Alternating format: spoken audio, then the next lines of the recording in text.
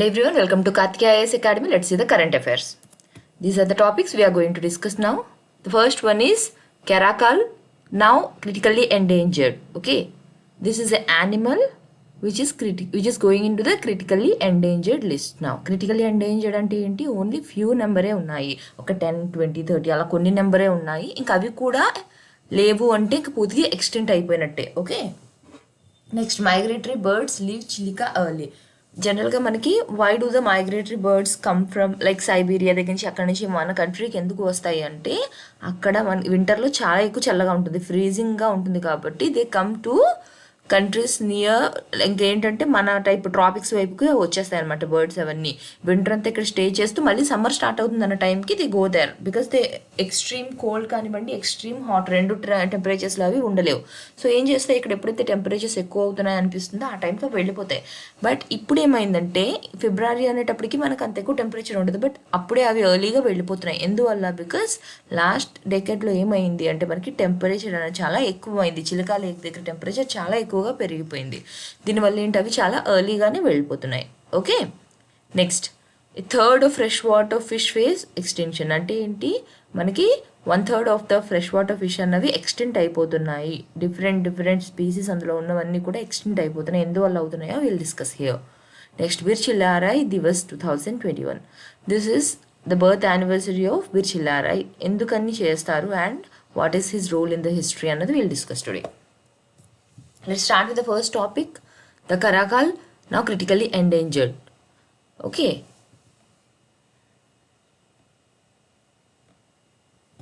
The National Board for Wildlife and Union Ministry of Environment, Forest and Climate Change. Last month ఏం చెప్పారు వాళ్ళు, caracal అంటే జనరల్గా ఒక పిల్లి అనమాట. It's cat. Okay, it is a medium sized wild cat. ఎక్కడెక్కడ ఉంటుంది ఇండియాలో? Where do we found it? We find it in Rajasthan and Gujarat. Now it is in the list of critically endangered species. Okay, ఒకప్పుడు మనకి చాలా మన Indian continent sub కాంటినెంట్లో చాలా ప్లేసెస్లో ఇది ఉండేది cat, but now we are finding it only in Rajasthan and Gujarat. ఇంకా రాజస్థాన్ గుజరాత్లో ఉన్న నెంబర్ కూడా తగ్గిపోతుంది అనమాట. So it is in the critically endangered list now. ఇంకా ఎక్కడెక్కడ ఉంటుంది other than India? Where do we find it? We find it in several countries like Africa, Middle East, Central and South Asia. Okay, ఏమవుతుంది యాక్చువల్గా ఇది ఏషియాలో ఒకప్పుడు చాలా ఎక్కువగా ఉండేది అనమాట. Okay, during our medieval India ఆ టైంలో ఏముండేది మనకి ఎక్కువగా ఏషియాలో దొరికేది. But now what's happening, it is increasing in more number in Africa and it is decreasing in Asia. ఆఫ్రికాలో దాని నెంబర్ చాలా పెరుగుతుంది అండ్ ఏషియాలో దాని నెంబర్ అనేది తగ్గిపోతుంది. వీటి క్యారెక్టరిస్టిక్స్ ఎలా ఉంటుంది? ఆ క్యాట్ ఒకసారి దాని పిక్చర్ చూడండి. ఇక్కడంతా చూసారా వాటి ఇయర్స్ ఎలా ఉన్నాయి?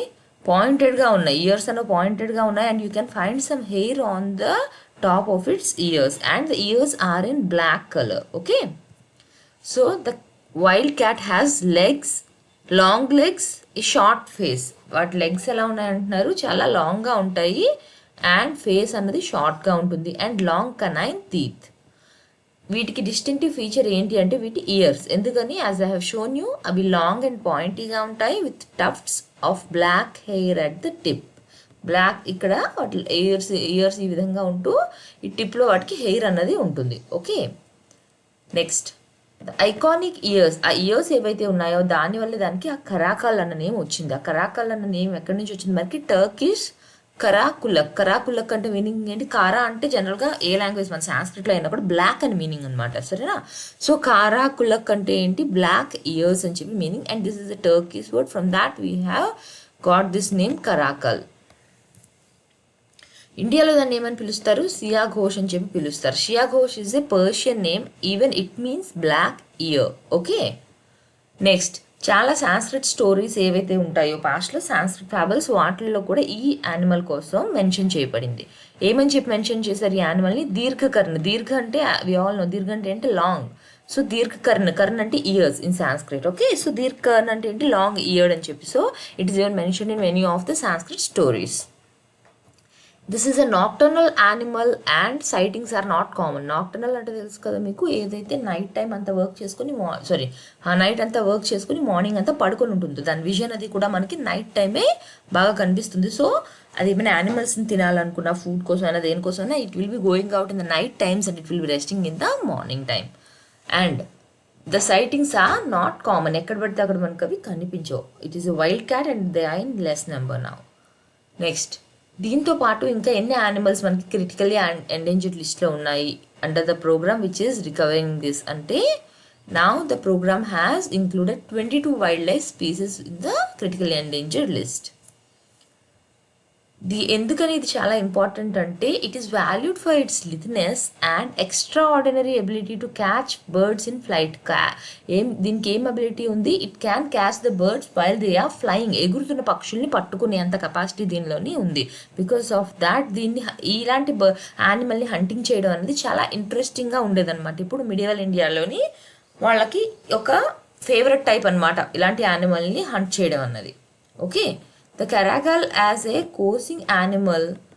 ఇది యాక్చువల్గా ఏంటి, మనకి ఎక్కడైతే దాని న్యాచురల్ రేంజ్ ఉందో జనరల్గా ఇవి ఎక్కువగా ఎక్కడ ఉంటాయి మనకి డెజర్ట్ ఏరియాస్ టైప్ యారిడ్ ఏరియాస్లో దొరుకుతాయి. అంటే ఎటు మనకి దొరుకుతుంది మన వెస్టర్న్ సైడ్ ఆఫ్ ఇండియా. అక్కడి నుంచి దీన్ని వేరే ప్లేసెస్కి కూడా మూవ్ చేయడం జరిగింది. ఎక్కడెక్కడికి తీసుకెళ్లారు? లడక్ దగ్గరికి తీసుకెళ్లారు నార్త్లో, అండ్ ఈస్ట్లోని బెంగాల్ సైడ్కి కూడా తీసుకొని వచ్చారనమాట. ఈస్ట్ సైడ్ బెంగాల్కి తెచ్చారు, నార్త్లో లడక్కి కూడా దీన్ని తీసుకుని వెళ్ళారు.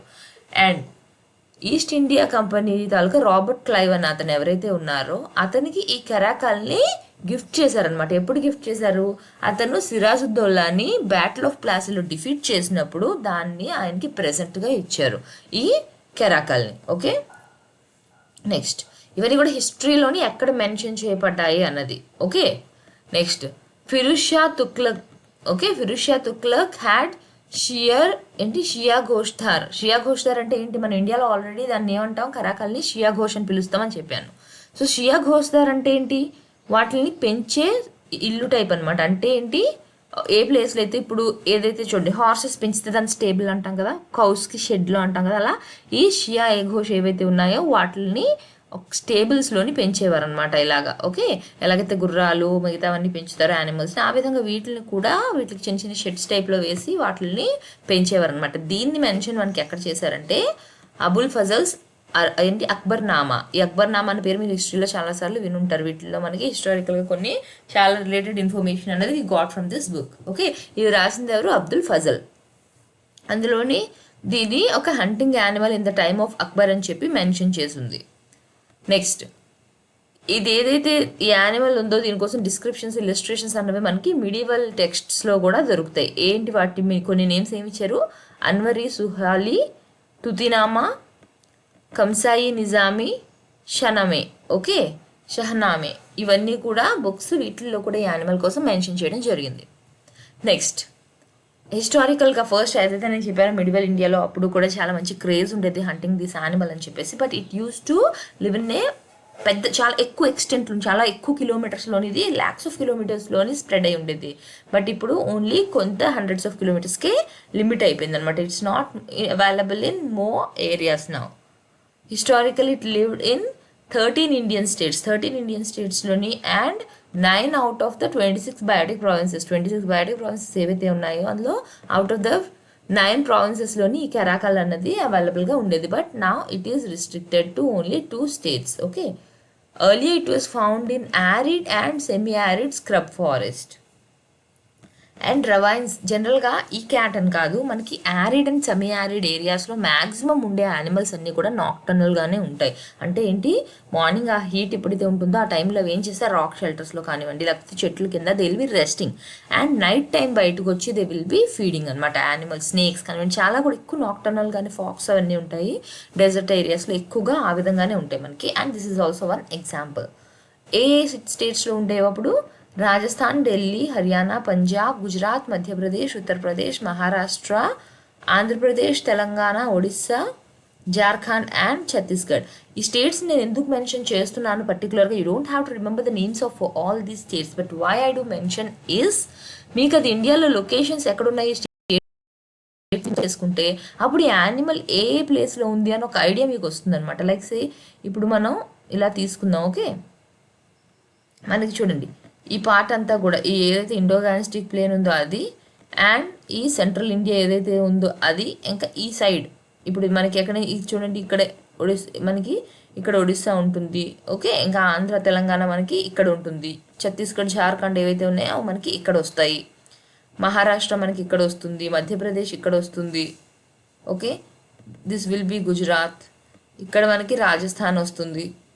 ఓకే, ఇలా హర్యానా, ఢిల్లీ, పంజాబ్ ఇవన్నీ కూడా ఈ రీజియన్లో వస్తాయి. సో దీన్ని బట్టి మనకి ఏంటి, ఇండియాలో తీసుకుంటే మనకి western side central India, east side కొన్ని స్టేట్స్, ఈస్ట్ అంటే మనకి సౌత్ ఈస్ట్లో. Okay, so now you get an clear idea అనమాట ఎలాంటి ఏరియాస్లో ఇది ఉండేది అని చెప్పి మనకు ఒక ఐడియా వస్తుంది. So this is the reason why is to mention these names.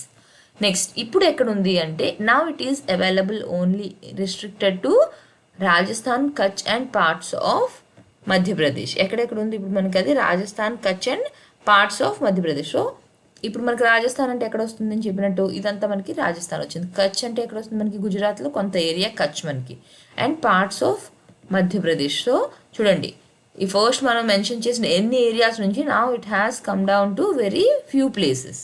Okay, next ఎందుకని what is the reason for this decline, ఎందుకు ఇవి తగ్గిపోయాయి అంటే first one is loss of habitat. Loss of habitat the simple meaning is loss of its home. దాని home place ఏదైతే ఉందో అది ఎప్పుడైతే డిస్ట్రాయ్ అయిపోతుందో or part of the habitat is destroyed, ఏమవుతుంది, these animals will be losing their home and the food on which they pray. అవి ఏవైతే తినేవో వీటి హోమ్ పోయింది అంటే అక్కడ వాటికి దొరికే యానిమల్స్ కూడా పోతాయి కదా. సో దానివల్ల ఏమవుతుంది, ఇవి మెల్లమెల్లగా నెంబర్ అనేది తగ్గిపోయింది. And the second thing is urbanisation. Urbanisation వల్ల ఏమవుతుంది, బిల్డింగ్స్ అవన్నీ కన్స్ట్రక్ట్ చేస్తాం. ఇవి జనరల్గా ఏంటి, కల్టివేషన్ చేయకుండా ఉన్న ఖాళీ ల్యాండ్స్లో వాటిల్లో ఎక్కువగా ఇవి ఉండేవి, as I told you arid and semi arid ప్లేసెస్లో. But now what happening, for the purpose of urbanization we are clearing that, and అలాంటి barren lands లోని కూడా cropping urban lands లో కూడా now we are constructing a lot of buildings. దానివల్ల వీటికి home అనేది ఉండట్లేదు. Okay, so these are the two main reasons for the decline of this population. మీ క్వశ్చన్ ఏమైనా వీటికి రిలేటెడ్గా అడిగితే ఈ రెండు రీజన్స్ మెన్షన్ చేస్తూ వీటికి సెవరల్ ఎగ్జాంపుల్స్ ఇస్తూ ఈ ఏరియాస్లోని ఏమేమి కొత్తగా కన్స్ట్రక్షన్స్ అయ్యాయో you can include all that. Okay, next thing is animal తాలూకా ప్రే ఏంటి, ఏం యానిమల్స్ని తింటుంది అంటే స్మాల్ ఇంగ్యులేట్స్ అండ్ రాడెంట్స్. ఇంగ్యులేట్స్ అంటే మనకి పెద్ద సైజు కూడా అంగ్యులేట్స్ అంటే మనకి పెద్ద సైజు కూడా ఉంటాయి, బట్ ఇవి తినేవేంటి స్మాల్ అంగ్యులేట్స్. ఓకే, అండ్ రాడెంట్స్ని కూడా అయితే తింటుంది. Next topic is migratory birds leave Chilika lake. Here migratory birds మనకి జనరల్గా ఎక్కువ ఎక్కడ కనిపిస్తున్నాయి, Chilika lake and Bhitarkanika national park. ఒకసారి ఈ రెండు ప్లేసెస్ కోసం కూడా మీరు చూడండి. ఓకే, ఎందుకంటే న్యూస్లో ఒక ఏదైనా నేమ్ మెన్షన్ చేశారంటే అందులోంచి అడిగే ఛాన్సెస్ ఎక్కువ ఉంటాయి. సో డెఫినెట్గా మీరు ఈ రెండు ప్లేసెస్ కోసం కూడా చదవండి.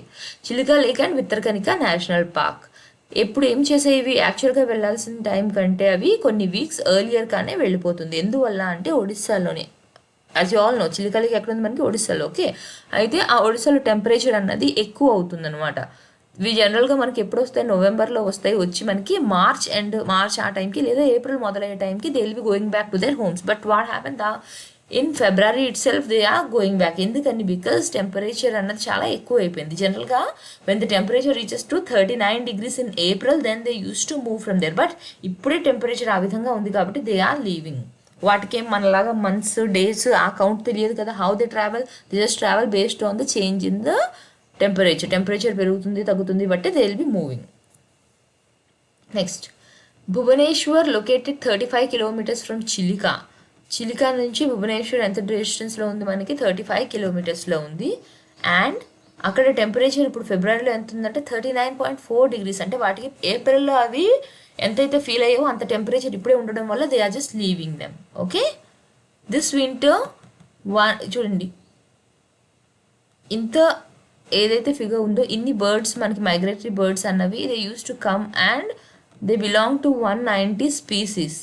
They arrived at the water bodies around Chilika lake. And ఇందులోని నియర్లీ 1 lakh బర్డ్స్ ఏమయ్యాయి which are belonging to the 121 species arrived to Bhitarkanika.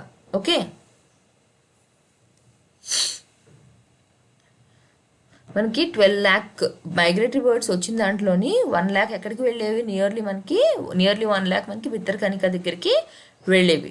Okay, ఇవన్నీ ఎక్కడెక్కడ నుంచి వచ్చిన బర్డ్స్ మనకి Siberia, Afghanistan, Iran, Iraq, Himalayan region and central Europe. Okay, Siberia అంటే పూర్తిగా మనకి రష్యా దగ్గర నుంచి వస్తున్నాయి. ఆఫ్ఘనిస్తాన్ అంటే మనకి ఇండియాకి చాలా దగ్గరలోనే. And Iran, Iraq and central Europe. Okay, ఇక్కడ నుంచి మనకి ఇవన్నీ కూడా వచ్చేవి బర్డ్స్ అన్ని. నా చిలికా లేక్ కోసం చూసుకుంటే this is the Asia's largest salt water lagoon. Okay, lagoon అంటే ఏంటి, మనకి ఇలా ఒక ఓషన్ ఏదైనా ఉందనుకోండి, చిన్న జస్ట్ ఒక నేరో ల్యాండ్ మాత్రమే డివైడ్ చేస్తుంది, ఇలా మళ్ళీ ఒక వాటర్ బాడీ అన్నది ఉంటుంది. ఓకే, పెద్ద ఓషన్ ఉంటుంది, దీనికి మధ్య జస్ట్ కొంచెమే డిఫరెన్స్, ఇలా చిన్న ల్యాండ్ అనేది ఉంటుంది కనెక్టెడ్, మళ్ళీ ఇక్కడ ఒక వాటర్ బాడీ వస్తుంది, దీన్ని మనం లాగూన్ అని చెప్పి అంటాం. And this is the largest salt water lagoon in the Asia, not just in India.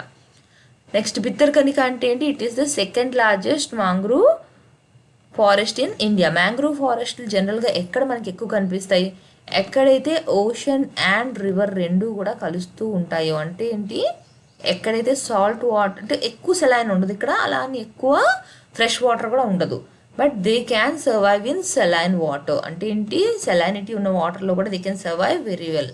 Okay, so ఒక్కసారి భితర్కనికా కోసం చూడండి, అండ్ మ్యాంగ్రూవ్ ఫారెస్ట్లు ఇంకా ఏమేమి ఉన్నాయి ఇండియాలో అదొకటి చూడండి.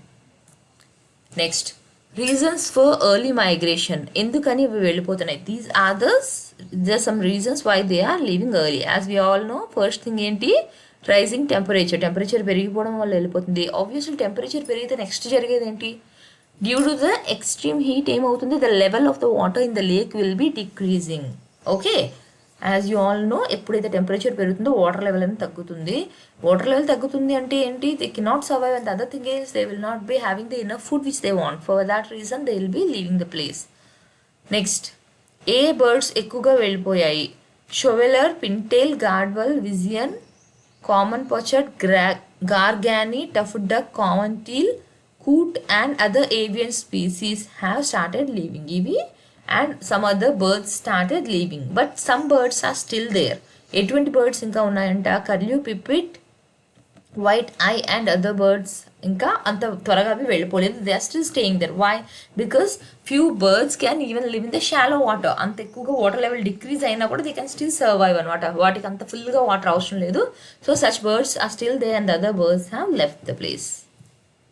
The other topic is a third of freshwater fish face extinction. ఈ టాపిక్ మనకి ఎందుకు వచ్చింది అంటే, మనకి యూకే దగ్గర ఉన్న ఫ్రెష్ వాటర్ రివర్స్ అన్నీ కొన్ని ఎక్స్టెంట్ అయిపోతున్నాయి. దానివల్ల ఆ రీజన్ వల్ల ఇప్పుడు గ్లోబల్గా అసలు ఎందుకు ఫ్రెష్ వాటర్ ఫిష్ అనేది తగ్గిపోతుంది అన్నది will be discussing here. Okay, nearly a third of all fresh water fish are threatened with extinction. అంటే ఏంటి, అన్ని ఎక్స్టింక్ట్ అయ్యే ఛాన్సెస్ అన్నవి ఉన్నాయి. If you don't take preventive measures now they will B extent soon. Nearly third అంటే ఏంటి, 10 fish ఉన్నాయనుకోండి, అందులోని దగ్గర 3 ఫిష్ విల్ బి ఎక్స్టింక్ట్ అనమాట. అంటే ఏంటి, 1/3 of the fresh water fish are going to extinct. And this was a report published by global conservation organisations. ఇప్పుడు fresh water మనకి ఏమి ఇస్తుంది అన్నది చూస్తే, fresh water fish provide main source of protein to 200 million people across Asia, Africa and South America. అంటే ఏంటి, south America, Asia, ఆఫ్రికాలో ఎవరైతే పీపుల్ ఉన్నారో nearly 200 people are dependent on this freshwater fish to get the protein. And the industry provides jobs and livelihoods to 60 million people. ఏంటి, ఈ fresh water fish industry ఏదైతే ఉందో, ఈ ఆక్వాకల్చర్ ఏదైతే చేస్తారో, now it is providing livelihood and jobs to 60 million people. అంటే ఇంకా అందులో more than half of whom are women. 60 million more than half a women. అంటే it's providing job opportunities to women. So ఇవి తగ్గిపోయాయి అంటే ఎవరు ఎఫెక్ట్ అవుతారు, the one who is working, they will be affected. World wide fund for nature WWF and global wildlife conservation వీళ్ళిద్దరూ కలిపి ఏం చెప్పారు, కొన్ని ఏం రీజన్స్ ఉన్నాయి, what are the pressure points because of which this decrease is there. వాళ్ళు చెప్పిన దాని ప్రకారంగా ఏంటి, ఫస్ట్ థింగ్ హ్యాబిటెట్ డిగ్రేడేషన్ అంటే ఏంటి, వాళ్ళ హోమ్ అయితే ఏదైతే ఉందో, where they are living, we are degrading this. Degrading అంటే అర్థం ఏంటి, వీఆర్ పొల్యూటింగ్ ఇట్. మనం ఆ వాటర్ని, వాళ్ళ హోమ్ని పొల్యూట్ చేసేస్తున్నాం, because of this they are not able to survive. Second thing is poorly planned dams, releasing wastewater and draining wetlands, overfishing, pollution, introduction of invasive species అంటే ఏంటి, which are not in the, అంటే first నుంచి కూడా మనకి ఆ ఏరియాలో ఉండే species కాదు, వేరే చోటు నుంచి ఏమైనా తీసుకొచ్చి మనం వాటిని యాడ్ చేస్తే, ఇది వేరియస్ రీజన్స్, మనం కావాలని తెచ్చి ఉండొచ్చు, యాక్సిడెంటల్గా కూడా అయి ఉండొచ్చు. ఇవి ఎప్పుడైతే ఇన్వేసివ్ స్పీసీస్ వస్తాయో అక్కడ ఆల్రెడీ ఎగ్జిస్టింగ్ స్పీసీస్ని ఇవి డామినేట్ చేసేస్తాయి. డామినేట్ చేయడం వల్ల అక్కడ ఆల్రెడీ ఏవైతే స్పీసీస్ ఉన్నాయో అవన్నీ కూడా చనిపోతాయి త్వరగా. Okay, this invasive species will be dominating and spreading all over the place. So వాటి వల్ల నెక్స్ట్ వైల్డ్ లైఫ్ క్రైమ్ అంటే ఏంటి, ఇల్లీగల్గా కానివ్వండి ట్రేడింగ్ కోసం అవన్నీ చేయడానికి ఎక్కువగా వాటిని మనం ఎక్స్టార్ట్ చేసినప్పుడు. నెక్స్ట్ థింగ్ ఏంటి, క్లైమేట్ చేంజ్, ఈ global warming, these are the other reasons because of which the population is decreasing. Next, the population of migratory freshwater fish fell 76% in 1970. ఎంత 1970లోని 76% ఫ్రెష్ వాటర్ ఫిష్ అనేది తగ్గిపోయింది. And that of mega fish by 94%. అంటే ఏంటి, fresh water fish 76% తగ్గిపోయింది, and big fish ఏదైతే ఉంటాయో అవి 94% తగ్గిపోయాయి. Okay, much of this decline was driven by the poor state of water fresh water habitats. Poor state అంటే ఏంటి, వాటి క్వాలిటీని మనం తగ్గించడం వల్ల, మెయింటెనెన్స్ సరిగ్గా లేకపోవడం వల్ల, వాటిని ఎక్కువగా పొల్యూట్ చేయడం వల్ల, these are the reasons because of which the pollution is there in the parts of United Kingdom. Okay, just 14.6% of rivers in England achieving good ecological status in 2020. అంటే ఏంటి, పొల్యూషన్ లేకుండా కొంచెం మంచి కండిషన్లో ఉన్నవి ఉన్నాయి, ఓన్లీ 14.6% మాత్రమే ఉన్నాయి. And 80 fresh water species have already been declared extinct. అంటే చూడండి, ఇప్పటికీ 80 ఫ్రెష్ వాటర్ స్పీసీస్ని ఆల్రెడీ ఎక్స్టింక్ట్ అని చెప్పేసి డిక్లేర్ చేశారు. Of these as many as 16 fresh water fish species were declared extinct in 2020. 80 declare చేశారు ఇప్పటి వరకు ఎక్స్టింక్ట్ అని, అందులోని ఓన్లీ 2020 అంటే జస్ట్ 1 ఇయర్లోనే 16 ఫ్రెష్ వాటర్ ఫిష్ ఎక్స్టింక్ట్ అయిపోయాయి. Okay, next, in UK waters the sturgeon and the bobot have vanished. First one ఏదైతే ఉందో అది స్టర్జియన్, సెకండ్ వన్ ఏదైతే ఉందో అది బొర్బోట్. ఓకే, ఈ రెండు కూడా ఏమయ్యాయి, వ్యానిష్ అయిపోయాయి, అంటే ఇంకా కంప్లీట్గా అవి పోయాయి. Salmon are disappearing, salmon fish కూడా డిసపియర్ అయిపోతున్నాయి. And the European eel remain critically endangered. ఇది క్రిటికల్ ఎండేంజర్డ్ లిస్ట్కి వెళ్ళిపోయింది. ఈల్ అంటే తెలుసు కదా, ఇలా స్నేక్ టైప్లో ఉంటుంది ఫిష్, చూడడానికి ఎక్కువ లైవ్గా పట్టుకొని ఉంచుతారు కదా, ఇలాగా వాటర్ టబ్స్లో పెట్టి ఉంచుతారు మీరు ఎక్కడైనా చూస్తే ఫిష్ మార్కెట్స్లో వాటిల్లో. Okay, more than 10,000 species whose conservation status has been assessed by the International Union for Conservation of Nature, 30% are considered at the risk of extinction. ఏంటి, 10,000 స్పీసీస్ తీసుకుంటే అందులోని నియర్లీ 30% మనకి ఎక్స్టింక్ట్ అయ్యే రిస్క్లో ఉన్నాయి. Next, WWF has called on all governments. అంటే ఏంటి, అన్ని కంట్రీస్కి ఏమి ఇనిషియేషన్ తీసుకోమని చెప్తుంది, to back the implementation of a global emergency recovery plan. ఒక కంట్రీ, ఇప్పుడు యూకేలో ఎగ్జాంపుల్ తీసుకున్నామని చెప్పి అది ఒకటే కాదు, గ్లోబల్గా అన్ని చోట్ల కూడా ఇది ఎఫెక్ట్ అవుతుంది, and most of the people are dependent on this. So దీన్ని కన్సర్వ్ చేయవలసిన అవసరం ఉంది అని చెప్పి చెప్తున్నారు, ఫ్రెష్ వాటర్ ఏదైతే ఉందో దాన్ని. ఓకే, ఫ్రెష్ వాటర్ బాడీస్ని. అయితే ఇందులో ఏమేమి స్టెప్స్ తీసుకోమని చెప్తున్నారు. First one is reducing pollution తగ్గించాలి. Allowing rivers to flow more naturally, అంటే డ్యామ్స్ అవి కూడా రాంగ్ వేలో అలా కన్స్ట్రక్షన్ చేయకుండా వాటిని న్యాచురల్గా ఫ్లో అవనివ్వాలి. వాటి ఛానల్ కానివ్వండి, వాటి పాత్ని మనం డైవర్ట్ చేయకూడదు, అది చెప్తున్నారు. నెక్స్ట్, కంట్రోలింగ్ ఇన్వేసివ్ స్పీసీస్ రాకుండా చూసుకోవాలి. ఎండింగ్ ఓవర్ ఫిషింగ్, ఎంత కావాలో అంత లిమిట్లో మనం ఫిషింగ్ చేసుకోవాలి తప్ప ఓవర్గా ఎక్కువగా ఫిషింగ్ అనేది చేసేయకూడదు. Remove absolute dams and unsustainable sand mining. Okay, ఇంకా ఏం పిలిచారు, ఇంకా ఏమేమి చెప్పారు వాళ్ళు అంటే, they also called on world leaders to include fresh water ecosystem in an ambitious and implementable biodiversity agreement at the UN convention on biological diversity. CBD అన్నది మీరు ఎన్విరాన్మెంట్లో కూడా మీరు చదవాలి. This is an important concept. ఇందులో ఏమేమి ఉన్నాయో కూడా దీని గురించి మీరు చదవండి.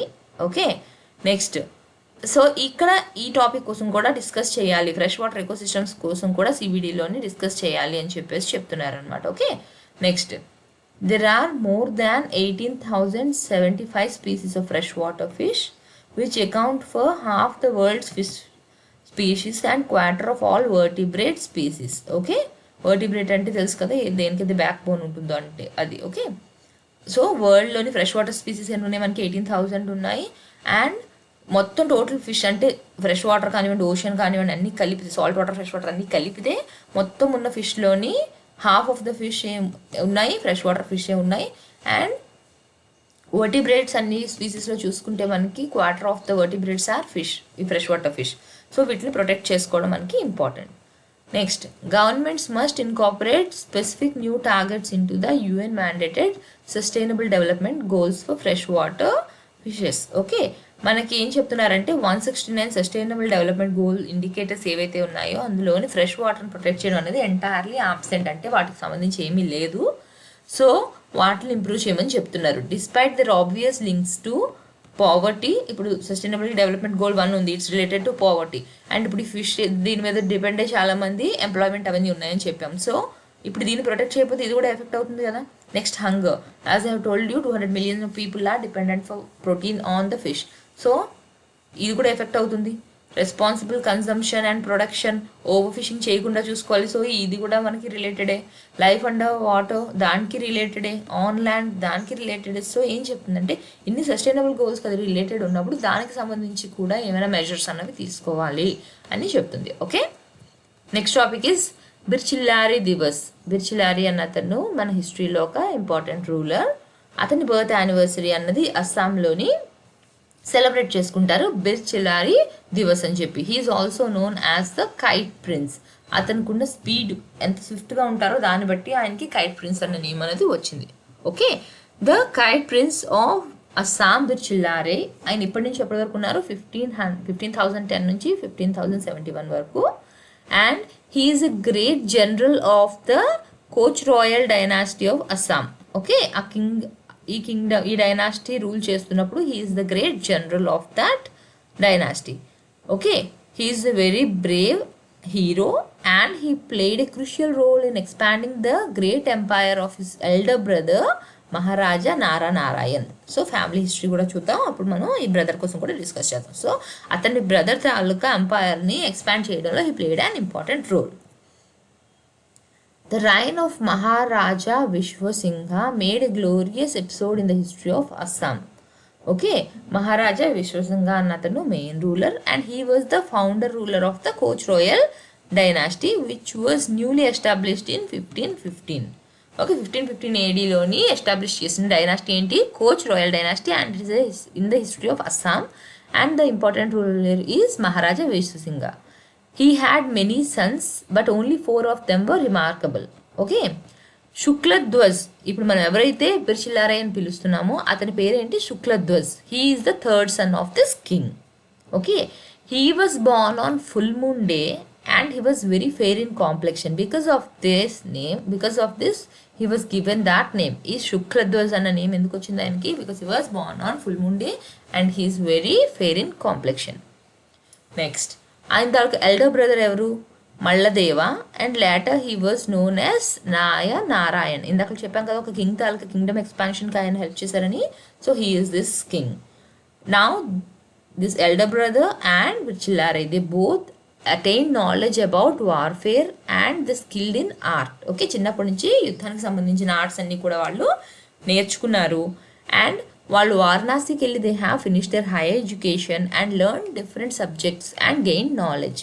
ఏంటంటే అవి literature, Sanskrit, grammar, law, astrology etcetera వీటిలన్నిటి మీద కూడా నాలెడ్జ్ని వాళ్ళు సంపాదించుకున్నారు. ఎవరు? అతను ఇంకా అతని elder brother. After the demise of Maharaja విశ్వసింగ్, వాళ్ళ ఫాదర్ చనిపోయిన తర్వాత who became the king? Malladeva. Who is his elder brother, he became the king and he was popularly known as Maharaja Narayana. Okay, next శుక్లధ్వజ్. ఇతని పేరే ఏంటి? చిల్లారై. He was appointed as the army commander and supported his brother in extending the kingdom. అయితే శుక్లధ్వజ్ ఎవరైతే ఉన్నారో he is extremely quick in his actions. So he is known as చిల్లరై. ఆయన speed వల్ల ఆయన్ని చిల్లారై అని పిలవడం మొదలుపెట్టారు. చిల్లారై అంటే ఏంటి? It's a bird chilla. Okay, or the kite bird ఉంది కదా, కైట్ లేకపోతే చిల్లా బర్డ్. సో ఆ పేరే ఆయనకి పెట్టారనమాట.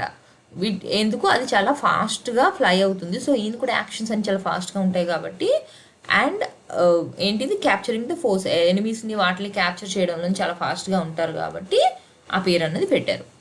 Next, in 1962 AD, Naranarayan crossed the river Brahmaputra and attacked the Ahom kingdom. Naranarayan ఎవరు చెప్పాము నేను, వాళ్ళ elder brother. What he did, he crossed the Brahmaputra river and captured the Ahom kingdom. The great general Chilarai commanded the troops. Okay, so he is the king and Chilarai was assisting him in attacking the kingdom. They fought on both land and water. తర్వాత ఏమైంది, they won the battle and they achieved the victory.